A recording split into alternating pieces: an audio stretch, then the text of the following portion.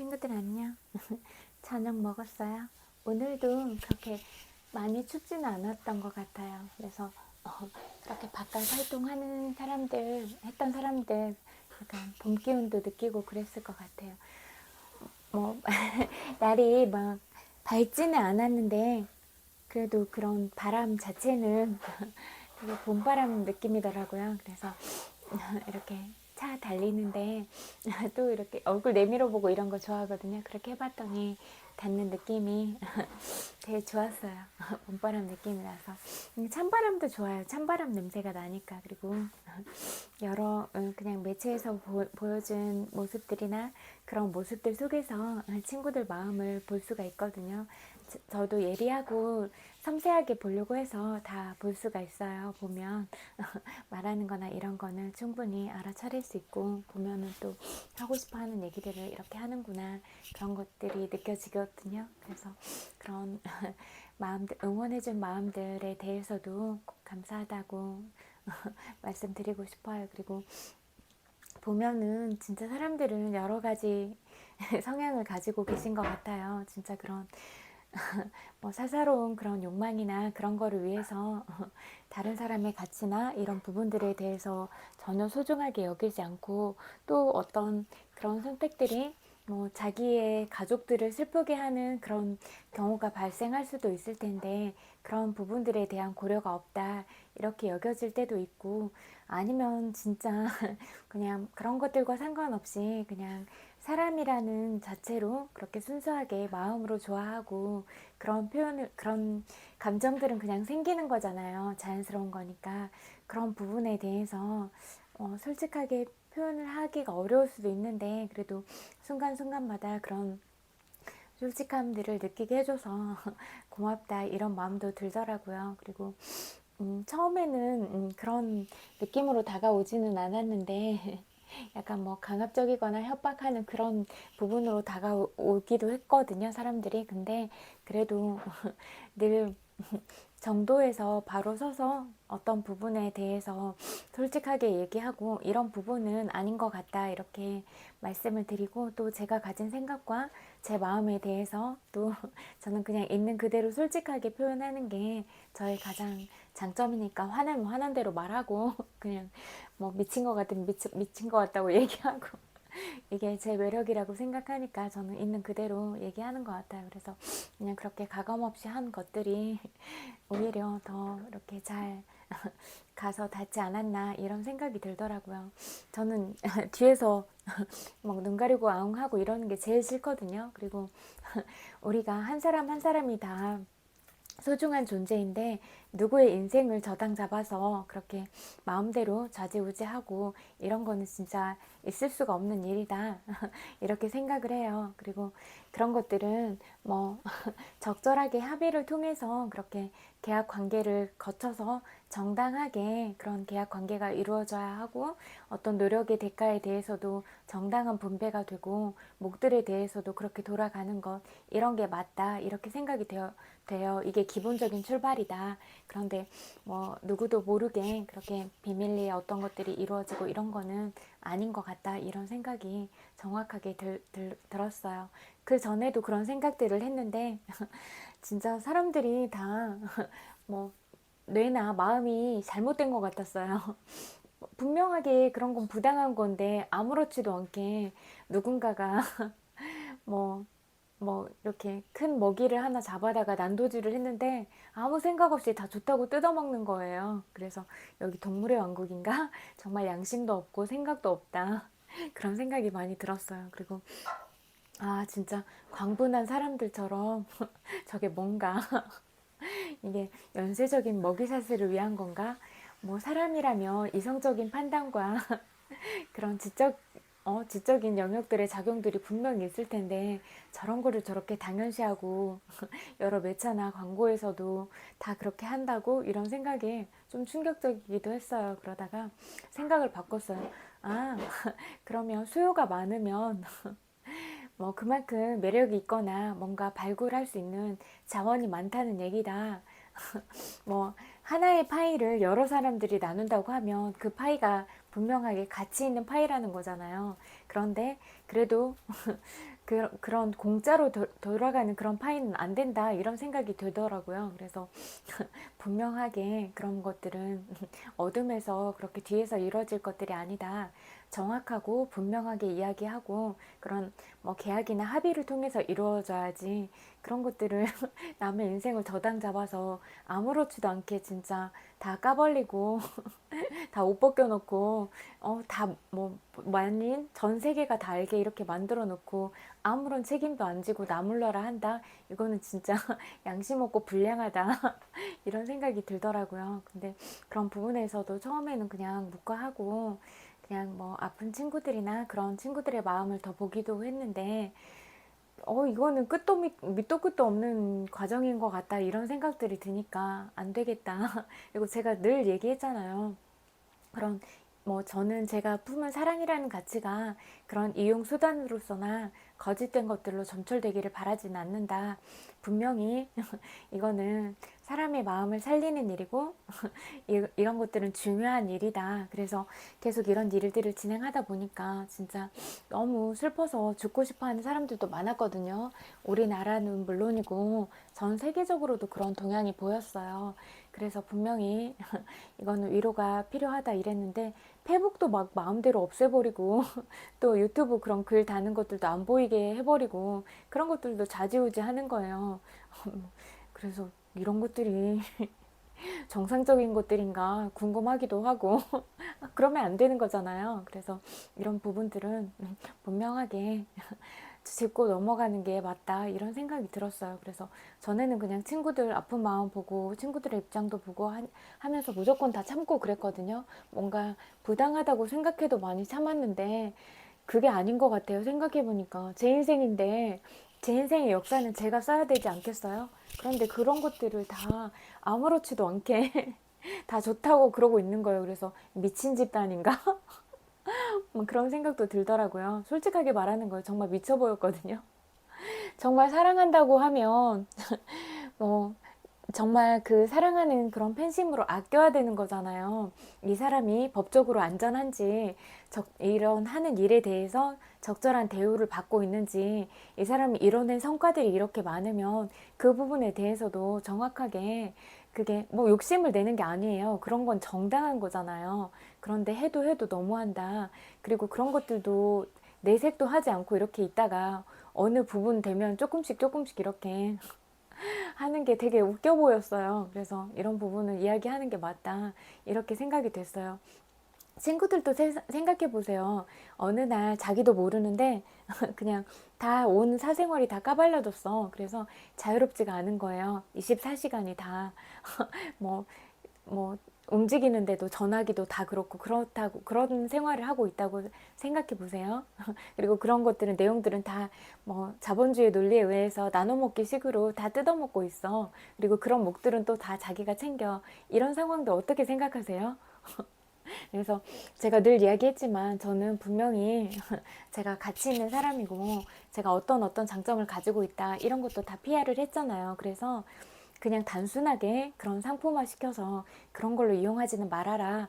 누누이 이야기했고 제가 그런 상품으로 이용되는 것보다 제가 가진 그런 사랑이나 가치가 훨씬 더 크다고 생각하기 때문에 그렇게 이용되고 싶지는 않다. 이런 부분에 대해서도 늘 말씀을 드렸어요. 그런데 알아들으시는지 못 알아들으시는지 모르겠지만 전혀 그런 생각에 대한 배려나 그런 것들이 없으신 것 같더라고요. 그리고 제 인생인데 계속 좌지우지 하려고 하고 그러는 것 같아서 저는 이제 제 목소리를 내야겠다 이렇게 생각이 됐어요.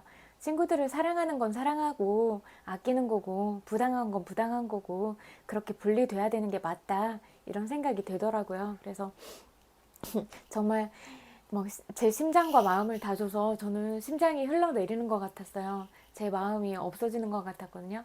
제 자체가 없어지는 것 같았어요. 진짜 눈사람처럼 맨날 녹아내리는 것 같았어요. 그 정도로 저보다 더 친구들을 아끼고 그런 마음을 다 드렸는데 저한테는 그러면 뭐가 남아있어야 돼요.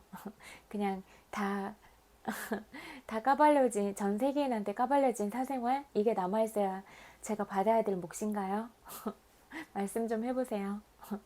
그런데 이런 것들이 계속 자행되고 이렇게 한다면 제가 어떤 목소리를 내고 의견을 피력했음에도 불구하고 이런 것들이 전혀 개선의 여지가 없다 하면 앞으로도 마찬가지일 것이다. 제가 그런 법적이나 그런 부분으로부터 자유롭지 못하고 보호받지 못하는 상황이구나. 이런 것들을 절실하게 느꼈어요. 제가 전에도 말씀드렸지만 정말 사랑한다면 그 사람을 아끼는 거예요. 그래서 그 사람이 피곤하지 않은 상태에서 내가 좋아하는 그런 팬으로서 그런 서비스를 제공할 수 있는가, 그 사람의 표정이나 눈빛이나 그런 안위를 살필 수가 있어야 된다고 생각하거든요. 저 사람이 안전한 상태에서 생활을 하고 있으며 행복하게 그렇게 할 수 있는가, 그런 부분도 봐줄 수 있고, 만약에 진짜 사랑하는 팬이라면 그런 부분도 포용하고 안아주면서 목소리도 내줄 수도 있어야 된다, 이렇게 생각해요. 그런데 그냥 무분별하게 나는 뭐 네가 그렇게 하는 거를 좋아하고 그런 게 도움이 되니까 너는 그냥 24시간 춤이나 춰라. 나는 그냥 내 행복을 위해서 그런 것들을 네가 노력하고 피땀 흘린 것들을 아무 대가 없이 가져가겠다. 너는 그냥 노예처럼 그렇게 인생 저당 잡혀서 살아라. 이거 너무한 거 아니에요? 도둑놈 심보죠. 놀부 심보 아니에요? 전 그렇게 생각해요. 그래서 다 이야기해야겠다 이렇게 생각했어요. 늘 그렇게 부당하다고 느꼈지만 그래도 진짜 친구들 보고 안쓰럽고 그런 마음이 들어서 진짜 엄마 같은 마음으로 챙겨주고 싶었어요. 엄마가 진짜 조건 없이 그렇게 사랑하잖아요. 그런 것처럼 진짜 아픈 마음을 보듬어 주고 싶었고 진짜 이거 뭐 사리 사욕 챙기고 뭐 10원도 받은 거 없거든요. 아무한테도. 진짜 그렇게 제가 사적으로 그렇게 뭘 취하고 챙기려고 하고 그런 마음에서 출발한 것도 아니고 그런데 그게 뭐 어느 순간 진짜 뭐 아무런 가치 없이 무가치하게 이용되고 있는 것 같더라고요. 그래서 그런 건 좀 아니지 않나 이런 생각이 들었어요. 그래서 그렇게 이용하고 있는 분들은 현실을 똑바로 직시하고 뭘 하고 있나 이렇게 비춰보는 게 중요하다 이런 생각이 들어요. 그리고 진짜 친구를 하려고 하면 마음으로 다가와야 되잖아요. 그냥 어떤 너는 뭐 내가 마음에 드니까 뭐 성놀이개가 되라, 밥이 되라 이렇게 그런 마음으로 오지 말고 매력을, 저 같으면 친구 되고 싶으면 매력을 PR할 것 같아요. 난 이러이러한 점을 잘한다. 그래서 나는 이런 매력이 있다. 이렇게 보여주면 당연히 그런 매력을 보고 인간적이라고 느끼면 아, 저 사람 궁금하다. 그런 호기심이 생기면 계속 알고 싶잖아요. 그러면 그때 진짜 친구가 되는 거고, 뭐 거짓말 하지 않고 계속 솔직하게 다가가면 그런 것들이 솔직함들이 쌓여서 신뢰가 되는 거고 그래서 그런 두 사람 관계도 점점 시간이 갈수록 신뢰가 쌓여야지 아 만날수록 애매하고 만날수록 머리 아프고 헷갈리고 이런 관계가 정상인가? 이런 생각이 들더라고요. 캐도 또 있어. 뭐가 또 있어. 어떻게 믿어. 근데 진짜 처음부터 딱, 아, 나 이런 사람이라 하고 딱 그냥 판 벌리고, 나 이런 사람인데, 너 나 마음에 들면 만나고 아니면 말고, 이렇게 서로서로 그렇게 뭐 권한과 자유를 서로 오픈하는 거지. 뭐 뒤에서 눈 가리고, 아, 저는 그런 거 체질이 안 맞아서 그냥 항상 지금까지 살아오는 거 다 정명승부했고, 자신 있고, 뭐 협박 이런 거, 아, 제가 더 협박 눌러줄 수도 있고, 뭐 그런 거 하나도 안 무섭거든요. 뭐가 무서워. 그런 부당한 것들이 뭐가 무서워.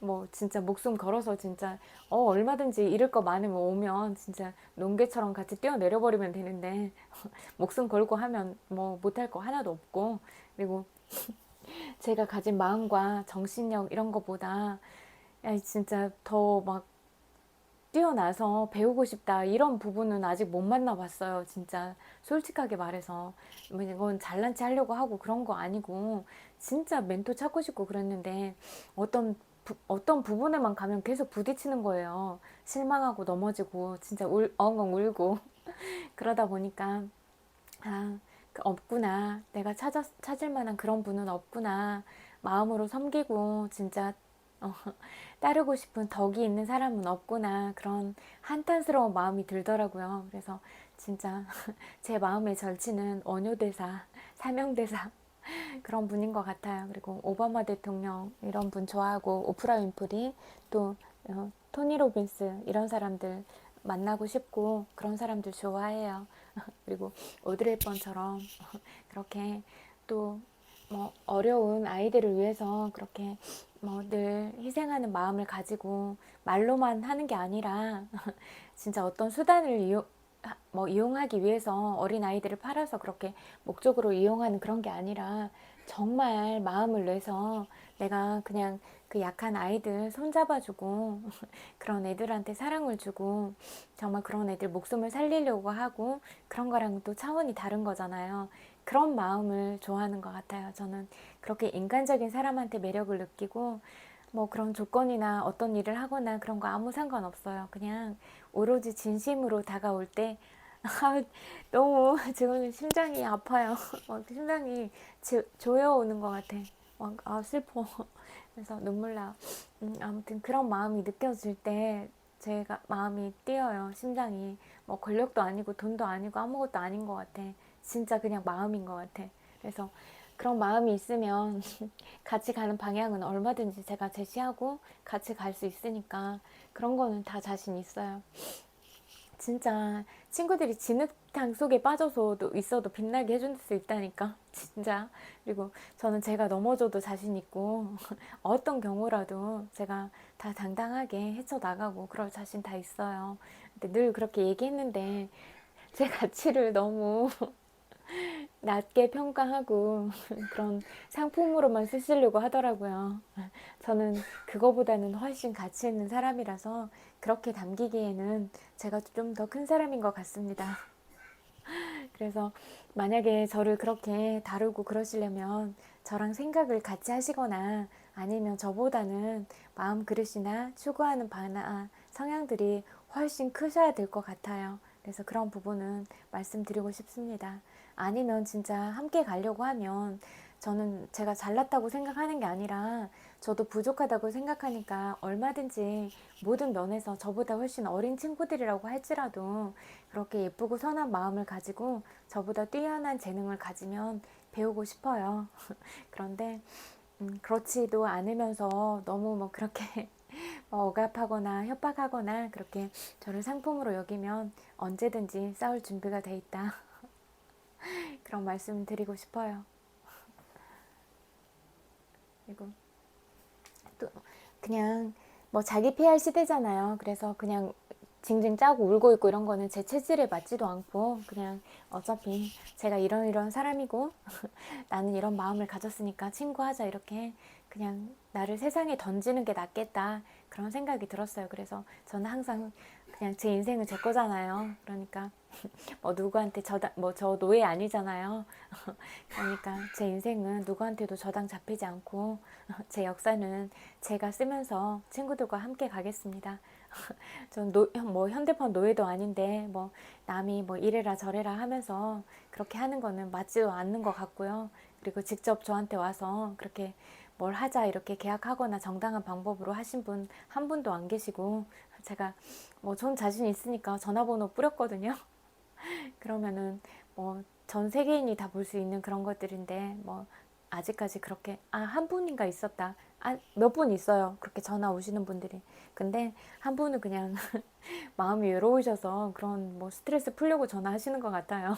그러니까 처음에는 그냥 진짜 친구처럼 그렇게 느끼기도 했는데 제가 다 알아들을 수 있는 말로 계속 디스하고 그러면서 다가오고 해서 제가 생각하다 못해서 그냥 알아듣게 말씀을 드리기도 했는데 그냥 뭔가 밝은 그런 느낌보다는 채워지지 않는 에너지를 채우려고 오는구나 그렇게 느꼈어요. 그래서 그런 건 좀 맞지는 않구나 이렇게 느꼈어요. 그리고 다 느껴요. 그런 말투에서 느끼고 그 어조 말의 어조 말투 단어 쓰는 것들 표정 미세 근육들 움직임 뭐 비지시적인 언어들 이런 거 전체적으로 다 보고 다 파악해요. 그냥 예전부터 그랬어요. 그런 것들은 잘 보였어. 그래서 이렇게 사람 딱 보면 그냥 딱 한 번에 스캔이 돼요. 그래서 자세히 보고 그리고 말과 행동도 이렇게 계속 하다가 처음에 다 믿거든요. 근데 어떤 시점이 되면 좀 이상한 것 같아 하면 짜르륵 펼쳐요. 그래서 그때 이 말했고 행동했고 이렇게 했고 행동했고 이거 딱 펼쳐서 이 데이터 딱 내가지고 아 이런 면을 가진 사람이구나. 그래서 거리도 완급 조절도 하고 그래요. 저는 이런 사람인 것 같아요. 그냥 솔직하게 다 말씀드립니다. 어차피 전 다 자신 있으니까 항상 당당하고 솔직한 게 제 매력이고 이렇게 다 말해도 자신 있습니다. 책 읽어드릴게요.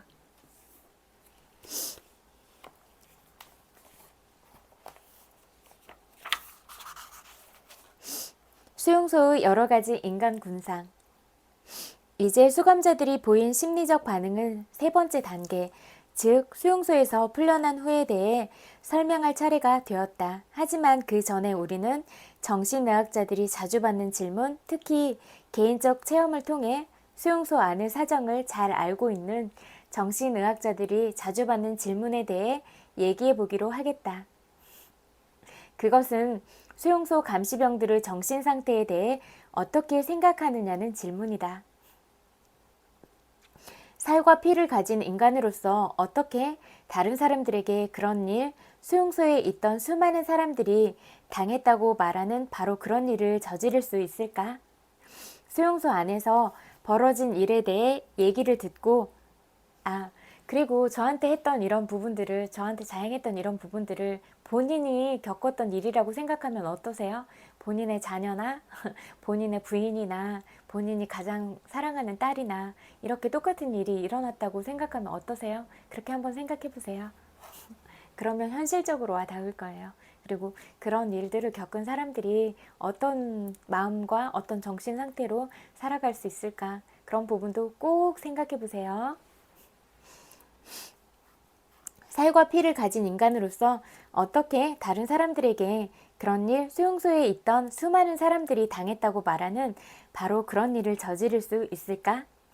수용소 안에서 벌어진 일에 대해 이야기를 듣고 또 실제로 그런 일들이 벌어졌다고 믿는 사람들은 모두 정신의학적으로 어떻게 그런 일이 가능한지에 대해 의문을 갖는다. 이 질문에 대해 상세한 대답을 하기 전에 몇 가지 사실이 지적되어야 할 것이다. 첫째, 감시병 중에는 세디스트, 정신의학적인 의미에서 정말로 순수한 세디스트가 있었다. 둘째, 이 세디스트들은 아주 잔인한 감시병이 필요한 경우에 선발되었다. 비록 몇 분 동안이지만 작업장에서 작은 가지와 나무 토막으로 불을 지핀 따뜻한 난로 앞에서 몸을 녹일 수 있도록 허락받는다는 것은 정말로 기쁜 일이었다. 그러나 감독 중에는 우리가 누리는 이런 안락함을 빼앗는 것에서 쾌감을 느끼는 사람들이 꼭 있었다. 우리에게 불을 쬐지 못하게 하고 난로를 뒤엎고 그토록 사랑스러운 불씨를 눈 속으로 던져버릴 때 그들의 얼굴에서 생생한 쾌감의 빛을 읽을 수 있었다. 만약 나치 대원이 어떤 사람을 싫어한다고 하자. 그런데 감독 중에 이런 일에 아주 열정을 갖는 사람, 과학적인 고문에 아주 정통에 있는 사람이 있게 마련이다. 그러면 그 수감자는 불행하게도 바로 그 사람에게 보내진다. 셋째, 대다수 감시병들은 감정이 메말라 있는 상태라는 점이다. 몇 년 동안 수용소에서 점점 심해지는 야만적 행위를 보면서 지내다 보니 그렇게 된 것이다. 이렇게 도덕적으로나 정서적으로 메마른 사람들은 적어도 이런 가학적인 행위에 가담하지는 않았다. 하지만 다른 사람이 그렇게 하는 것을 말리지는 않았다. 넷째, 감시병 중에도 우리를 동정하는 사람들이 있었다는 사실을 반드시 밝혀둘 필요가 있다. 내가 풀려났던 바로 그 수용소 소장도 그런 사람이었다. 수용소가 해방 그 전에는 주치의와 수감자 한 사람만 이 사실을 알고 있었다. 이 사람이 인근 마을에 있는 상점에서 수감자들에게 줄 약을 사기 위해 적지 않은 돈을 자기 호주머니에서 지불했다는 사실이 밝혀졌다. 반면에 수용소 고참 관리인은 그 자신이 수감자임에도 불구하고 그 어떤 나치 대원들보다 지독했다. 그는 아주 사소한 것을 핑계삼아 수감자들을 때렸다. 하지만 내가 알기로 수용소장은 우리에게 손 한 번 댄 적이 없었다. 어떤 사람이 수감자였는가 아니면 감시병이었는가 하는 단순한 정보만 가지고는 그 사람이 어떤 사람인지를 판단할 수 없다. 인간의 자애심은 모든 집단, 심지어는 우리가 정말 벌 받아야 마땅하다고 생각하는 집단에서도 찾을 수 있기 때문이다. 집단과 집단 사이의 경계선이 서로 겹쳐지는 경우가 많기 때문에 이 사람들은 천사, 저 사람들은 악마라고 부르면서 문제를 단순화시키려고 해서는 안 된다. 수용소에서 그렇게 나쁜 영향을 받았음에도 불구하고 수감자들을 친절하게 대했던 감시병이나 감독은 대단한 인간적 성취를 이룬 사람들이라 할 수 있다. 반면에 같은 동료 수감자를 괴롭힌 사람의 비열함은 정말로 비난받아야 마땅하다. 물론 수감자들은 특별히 고약하게 굴었던 이런 사람들을 성격적으로 결함을 가진 사람들이라고 생각했다. 반면에 감시병으로부터 아주 작은 친절이라고 받았을 경우에는 깊이 감동했다. 나는 어느 날 감독이 은밀히 나를 불러 빵을 주었던 것을 기억하고 있다. 아침에 배고파든 빵을 아껴둔 것이 분명했다. 그것은 나를 눈물로 감동시킨 빵의 의미를 뛰어넘는 것이었다. 그는 그러면서 나에게 인간적인 그 무엇도 함께 주었다. 그것은 따뜻한 말과 눈길이었다. 이것을 통해 우리는 세상에 두 가지 부류의 사람이 있으며 고매한 인격을 가진 부류와 미천한 인격을 가진 부류로 나누어진다는 사실을 배울 수 있었다. 두 부류의 사람들은 어디에서나 볼 수 있다. 그들은 사회의 모든 집단에 들어가 있다. 착한 사람으로만 이루어진 집단 혹은 악한 사람들로만 이루어진 집단은 존재하지 않는다. 말하자면 순전히 한 부류의 사람들로만 구성되어 있는 집단은 이 세상에 없다는 것이다. 수용소 감시병 중에도 가끔씩은 좋은 사람이 끼어 있을 수도 있다. 강제 수용소에서의 생활은 인간의 영혼을 파헤치고 그 영혼의 깊이를 적나라하게 드러나도록 만들었다. 그런데 놀라운 것은 이렇게 적나라하게 드러난 인간성에서도 선과 악의 혼합이라는 인간 본연의 특성이 발견된다는 점이다. 모든 인간을 관통하는 선과 악을 구별하는 단층은 아주 심오한 곳까지 이르러 인간성의 바닥이 적나라하게 노출된 강제 수용소라는 곳에서 더욱 분명하게 드러나게 된다. 여기까지 읽을게요.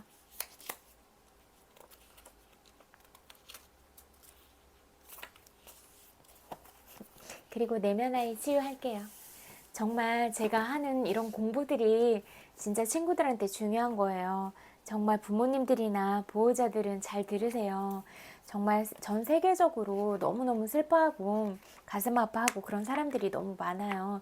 그러니까 뭐 소통하는 그런 숨구멍이나 그런 것도 막아버리지는 마세요. 그러면 정말 죽을걸요?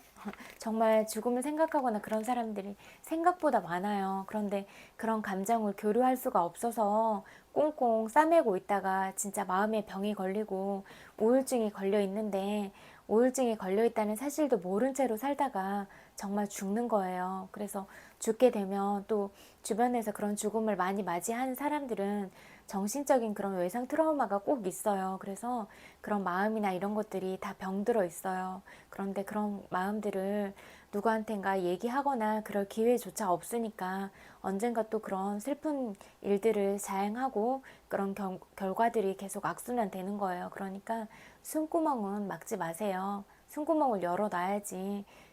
그렇잖아요. 그리고 정신이나 신체는 뭐든지 쓸 수 있는 용량이 있으니까 뭐 그렇게 다람쥐 쳇바퀴 돌듯이 그렇게 늘 뭔가 공부를 해야 되고 그렇게 만들지 말아라. 그러면 진짜 정신도 피폐해지고 정신과 몸이 피폐해지면 그렇게 훨씬 죽음을 생각할 일이 그렇게 많아질 것이다. 이렇게 장담해요. 그러니까 그런 부분들 진짜 놓치지 마세요. 마음을 바라봐 주세요. 마음을 바라봐 주고 눈빛을 보세요. 진짜 그런 풀린 눈빛들이 진짜 많아요. 쓸쓸한 눈빛들이. 그런 것들을 안 보고 아무리 자본주의 사회라고 하지만 뭐 죽을 때 다 싸가지고 가실 겁니까? 아니면 그렇게 모아놨던 것들 다 순장하고 가실 겁니까? 그런 거 진짜 어느 정도는 필요하고 반드시 그런 경제 흐름을 위해서도 필요하지만 사람의 생명보다 사람의 목숨이라는 그런 가치보다 그런 존귀함보다 귀한 게 어디 있습니까? 그런 부분들은 늘 직시하시고 그리고 언론인들은 진짜 날카로운 이성과 지혜를 가졌잖아요. 그런 부분들은 반드시 녹슬지 마세요. 녹슬지 말고 우리 국민들이 알아야 될 그런 알 권리에 대해서 똑바로 직시하시고 진짜 그런 잘못된 여론이나 이런 부분들로 몰아가지 말고 그런 제가 진짜 거리에 나가보면 국민들 한 사람 한 사람이 우둔하지 않아요. 다 현명하고 이 사회나 국가에서 돌아가는 것들도 다 알고 계세요. 그래서 국민의 한 사람 한 사람은 진짜 암행어사 같은 분들이니까 그런 분들을 뭐 늘 정말 따뜻하게 내 부모처럼 아끼고 섬기는 마음으로 그렇게 하면 잘못된 정책을 펼칠 수 있겠습니까? 진짜 억울한 마음을 닦아주려고 하고 내 딸이다 생각하고 내 부모다 생각하면 어떻게 그렇게 잘못된 것들을 할 수가 있겠습니까? 그리고 우리들 부모님들도 이제 약해지셔서 우리 아기들과 같은 모습을 가지고 있는데 그런 분들 짠하지도 않습니까? 진짜 그렇게 고생 하다가 진짜 늘어난 주름살이랑 꼬부라진 허리 어르신들 보면 다 허리 수술하고 다리 수술하고 다 그러잖아요. 그런 분들 많은데 그런 국민의 한 사람 한 사람이 슬프고 아프게 살아가는 거 안 보이십니까? 그런 부분들에 대해서 마음을 부르고 하고 그분들의 목소리를 들으려고 하고 그게 가장 중요한 거라고 생각해요. 진짜 형식적으로 그렇게 하지 말고 정말 가서 그분들은 손 잡아주고 등 토닥토닥 해주고 어떤 고충이 있는지 들어보고 그래야지 똑바로 된 정책을 펼쳐 나갈 수 있지 않겠습니까? 진짜 그런 늘 스스로 양심을 날카롭게 비춰봐서 그런 도덕적 책무나 그런 나아가야 될 방향들에 대해서 똑바로 가지고 가는 게 가장 중요하다. 내가 왜 정치에 참여하고 왜 내가 종교인이 되려고 했는가 이 부분을 잊지 마세요. 그런 부분들은 뭐 많은 사람들 위해서 군림해서 그렇게 뭐 예쁜 사람들 보면 성상납해라. 난 이런 권력을 가진 사람이다. 이렇게 이런 사랑으로 다가와라. 그건 잘못된 사랑이잖아요. 진짜 사랑하고 아끼는 거는 내 가족, 내 부모, 형제처럼 아끼고 사랑하는 거지. 그런 거는 권력이라는 거를 이용해서 그냥 놀이기감으로 갖고 놀려고 하는 거에 불과하다. 이렇게 생각하거든요. 그러니까 그런 부분들은 잘 바라보세요. 안타까운 것 같아요. 그리고 그런 부분들로 인해서 얼마나 많은 사람들이 울고 슬퍼하는가 이 부분을 보세요.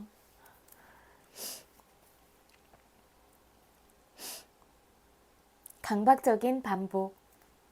많은 신경학 연구들은 프로이트로부터 지금까지의 모든 심리치료사들의 주장들, 신경증 환자들은 반복하려는 충동을 가지고 있다는 사실을 뒷받침하고 있다. 또 이러한 연구 결과들은 앞에서 내가 언급한 심각한 과잉 반응에 대해서도 설명하고 있다.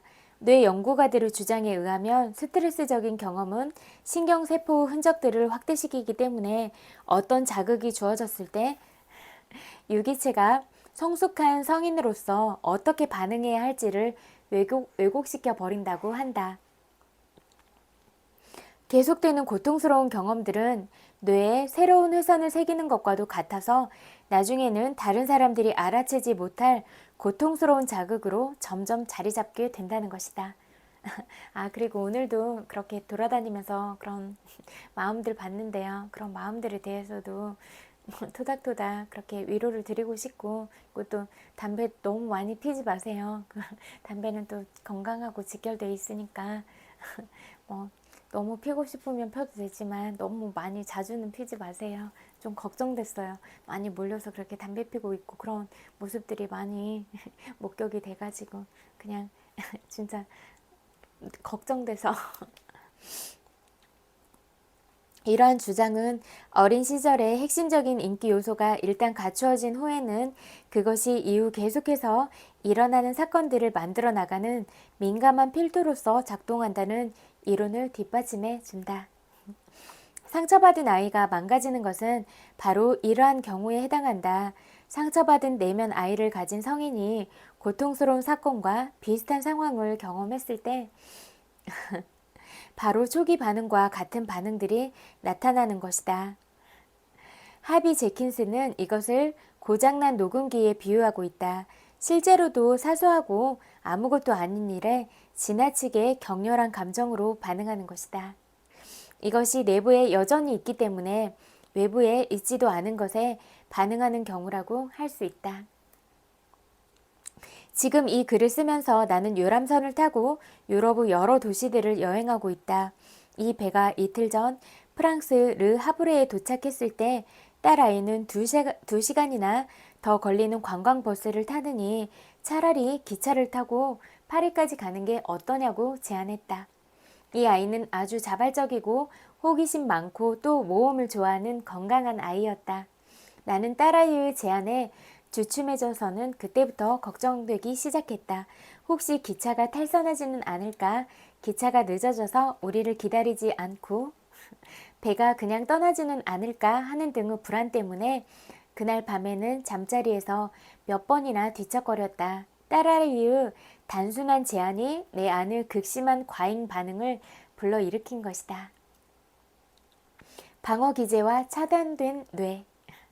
초기 고통을 다루는 작업은 어린 시절의 정서적인 고통이란 무감각해지거나 억압된다는 가설에 기초하고 있다. 그것은 제대로 해결되지 않은 채 밖으로 표출되곤 한다. 물론 우리의 억압 기제는 정서적인 고통이 거기 있다는 것을 알지 못하도록 막기 때문에 해결되기란 더더욱 어렵다. 상담에서 내가 모르는 것을 내가 알 수 없다는 표현이 있다. 우리는 감정을 밖으로 혹은 안으로 표출하거나 다른 사람에게 투사한다. 비록 우리가 그것을 느낄 수도 없고 미해결된 채 남아있지만 감정은 나름대로 표현되려고 한다. 감정을 밖으로 혹은 안으로 표출하고 투사하는 행동들은 상처받은 아이가 감정을 표현하는 유일한 방법이다. 하지만 이런 행동들은 영원한 해결 방법이 아니다. 상처받은 아이의 핵심 문제인 강박적 행동은 내가 술을 끊었을 때도 끝나지 않았다. 강박증은 술에서 일로 대체되었을 뿐이다. 상처받은 아이의 초기 고통이 치유되기 전까지 만족되지 않은 욕구 때문에 나는 흥분과 기분 전환을 찾아 계속해서 바깥으로 표출하고 있었다. 나의 방어 기제들은 그런 감정들을 억압했다. 10여 년 전에서야 나는 세대간에 걸쳐 우리 가족사를 지배해온 육체적, 비육체적인 근친상간과 알코올 중독, 상호 의존증의 주된 패턴들을 발견하게 되었다. 가족과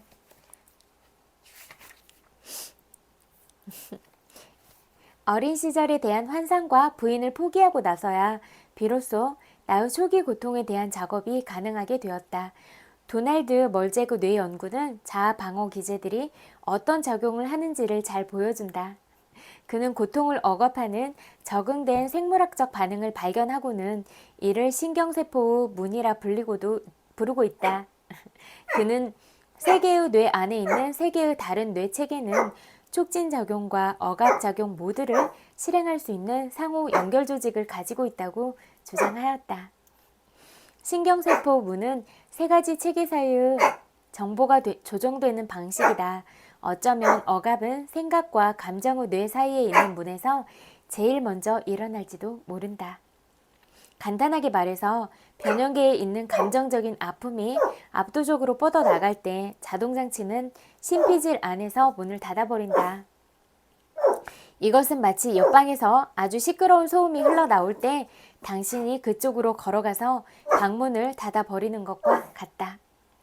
프로이트는 인간이 성숙해짐에 따라 1차적인 자아 방어 기제들은 더욱더 세련된 2차 방어 기제로 통합된다고 확신했다. 이런 2차 방어 기제들은 사고의 특성을 띈다. 예를 들면 합리화, 분석, 상세화, 최소화 등이다. 변형계에 대한 이삭슨의 최근 연구는 이러한 이론을 뒷받침해준다. 그에 의하면 심피지루 문체계, 문체계는 과거의 기억들과 습관들을 극복하는 기능을 하며 신피질은 억압된 과거와 깊은 관계가 있다고 보고하고 있다. 이러한 습관들과 기억들은 과도한 스트레스와 정신적 외상으로 인해 만들어진 깊게 패인 흔적들을 포함한다.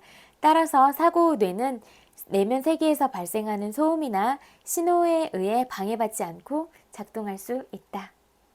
그러나 이런 신호들은 사라지지 않는다. 대신에 연구자들은 그것이 변형계 안에서 닫힌 신경 조직들의 주위를 계속해서 맴돌고 있다는 가설을 세웠다. 그래서 자아 방어 기제는 긴장과 고통을 우회하지만 긴장과 고통은 없어지지 않고 계속 남아있는 것이다. 긴장과 고통은 억압되고 저주된 채.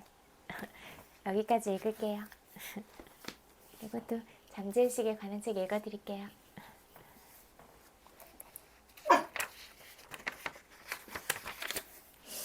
생생한 상상력으로 자전거를 선물 받은 소녀 이야기. 같은 동네에 8세 정도의 스페인 소녀가 살았다. 동네 남자아이들과도 싸워 눈가에 멍을 달고 들어올 때도 있고 정도로 괄괄한 성격의 개구쟁이였다. 나는 소녀의 가족과도 잘 알고 있는 터라 때때로 소녀의 집에 갔었다. 몇 달 동안 소녀는 부모님께 공원에서 자전거를 타고 싶다며 자전거를 사달라고 졸랐다. 어머니의 대답은 한결같았다. 그만 졸으렴. 시내 한복판에서 자전거를 탄다는 건 너무 위험해. 소녀는 계속 부모님을 졸랐고 부모님은 성가셔했다. 어느 날 나는 소녀에게 말했다. 메리야, 자전거를 갖고 싶다고 했지. 어디서 사는지 알려줄까? 메리의 눈이 초롱초롱 빛나기 시작했다. 메리는 귀를 쫑긋 세우고 기대에 차서 답했다. 어디서요? 일단 지금 바로 침대에 가서 눈을 감으렴. 그 다음 또래 친구들이 공원에서 메리의 자전거를 타는 걸 상상해 보는 거야. 활짝 웃는 친구 얼굴이 눈앞에 선하지 않니? 자전거가 없는 친구들에게 자전거를 빌려주면 다 같이 즐겁잖아. 그렇지? 그렇네요. 저도 그렇게 할게요. 그런데 엄마는 산타클로스가 자전거를 선물로 주지 않을 거라고 했어요. 이제 2주밖에 안 남았는데요. 내가 말한 대로 해보렴. 침대에 누워서 눈을 감고 자전거를 타는 모습을 상상하고 느껴보는 거야. 아까 말한 것처럼 친구들이 내 자전거를 타는 모습을 꼭 봐야 해. 친구들이 미소 짓고 크게 활짝 웃으면서 즐거워하는 모습을 말이야. 자전거를 가질 수 있어. 지금 자러 가렴. 깨지 말고 깊게 푹 잡아. 다음날 메리는 친구와 6시쯤 잡화점에 있었다. 그런데 메리가 갑자기 울음을 터뜨렸다. 옆에 있던 아주머니가 우는 소리를 듣고서는 메리에게 다가왔다. 아주머니는 상냥하게 물었다. 얘야, 무슨 일 있니? 혹시 누가 못살게 굴었니? 아니요, 어제 우리 집에 온 아저씨가 있었는데요. 산타클로스 할아버지가 자전거를 갖다 주실 테니까 곧 가질 거라고 했는데요. 이제 밤이 다 되어가는데 아직도 자전거가 없어요. 이야기를 들은 아주머니는 마음이 짠했다. 아니, 누가 그런 말을 한담? 아주머니는 소녀를 근처에 있는 자기 집으로 데리고 가서 2년 전 죽은 딸이 쓰던 자전거를 주었다. 아주머니는 아이에게 이 자전거를 주고 싶었다고 했다. 이게 바로 상상력의 힘이다. 상상력 없는 영혼은 만원경 없는 천문대와 다름없다. 상상력에 모든 것이 담겨 있다. 상상력은 세상에서 가장 아름다운 덕목인 아름다움, 정의, 행복을 창조한다.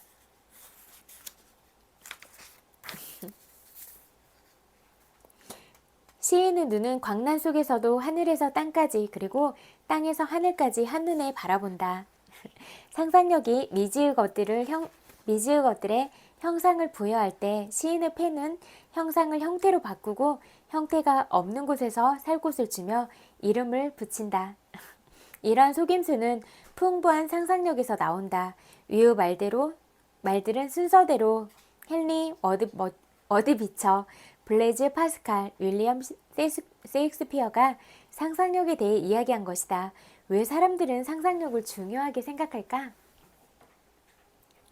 상상력은 인간의 가장 강력한 능력 중 하나로 잠재의식의 깊은 곳까지 도달하도록 도와주는 도구다. 상상력을 잘 단련해 능숙하게 제어할 수 있는 경지에 오르면 발명품을 개발하고 새로운 물질을 발견하며 시나 음악 등 예술 작품도 창작할 수 있다. 게다가 공기, 바다, 지구에 넘쳐나는 불을 인식할 수도 있다. 과학자, 화가, 음악가, 물리학자, 발명가, 시인, 작가는 풍부한 상상력을 발휘해 잠재의식에 숨겨진 보고에서 무한한 보물을 꺼내 인류 삶을 윤택하게 하는 사람들이다. 여기까지 읽을게요. 그 친구들 오늘도 제 이야기 들어주셔서 정말 마음으로 감사드립니다. 오늘도 친구들이 어떤 하루를 살았을지라도 고생 많이 했다고 마음으로 안아드리고 싶어요. 토닥토닥 고생 많았어요. 그리고 개나리 폈어요. 이렇게 산책하시거나 그러면 꽃들이 피어있는 것도 또 새싹이 그렇게 피어있는 것도 이렇게 자세히 관찰해보면 친구들이 더 많이 웃을 수 있고 그런 행복감들을 더 많이 찾을 수 있을 거거든요. 그리고 하늘도 보고 또 주변에 있는 많은 것들 뭐 아주 작은 풀꽃이라도 이렇게 진짜 키를 낮춰서 보면 막 이렇게 작은 꽃들이 꽃송이를 이루고 있고 이런 게 진짜 예쁘거든요. 그래서 그런 발견하는 즐거움들이 또 저는 있었어요. 그래서 그렇게 늘 또 아니면 친구들이 좋아하는 어떤 다른 것들이 있을 수도 있잖아요. 그러면 그런 것들을 또 발견하고 찾아서 친구들이 누릴 수 있는 행복들의 최대를 누렸으면 좋겠다. 그리고 전 늘 이야기하지만 친구들은 정말 바라보기에도 너무 아까워서 말해도 또 눈물 날 것 같아. 진짜 눈물 날 만큼 예쁘고 고운 사람들이거든요. 그런 친구들을 정말 마음으로 아끼고 정말 많이 사랑해요. 그리고 늘 보고 싶고 정말 직접 보고 싶어. 직접 보고 싶다고! 직접 만나고 싶고 아무튼 늘 그리운 마음인 것 같고 아무튼 엄청 많이 사랑해요.